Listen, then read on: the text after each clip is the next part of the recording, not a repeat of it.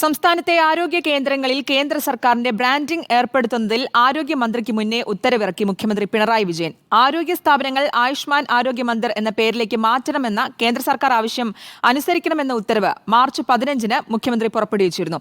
Life മിഷനിൽ ഒഴികെ കേന്ദ്രം പറയുന്നതെല്ലാം അനുസരിക്കണമെന്നായിരുന്നു ഉത്തരവ്. ഉത്തരവിന്റെ പകർപ്പ് റിപ്പോർട്ടറിന് ലഭിച്ചു.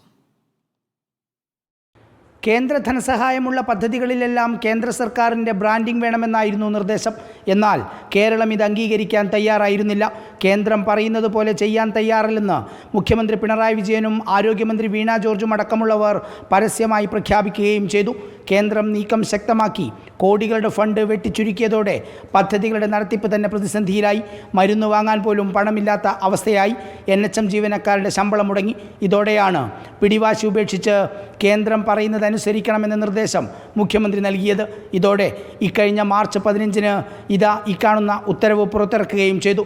അതേസമയം ലൈഫ് മിഷനിൽ കേന്ദ്ര ബ്രാൻഡിംഗ് പറ്റില്ലെന്ന നിലപാടാണ് ഈ ഉത്തരവിലുള്ളത്. മുഖ്യമന്ത്രി പറഞ്ഞിട്ടും 3.5 മാസം ആരോഗ്യവകുപ്പ് അനങ്ങിയില്ല. പിടിവാശി തുടർന്നു. പക്ഷേ കഴിഞ്ഞ ദിവസം കേന്ദ്രം പറഞ്ഞ ബ്രാൻഡിംഗ് നടപ്പാക്കാൻ ആരോഗ്യവകുപ്പും ഉത്തരവിട്ടത് റിപ്പോർട്ടർ പുറത്തു കൊണ്ടുവന്നിരുന്നു.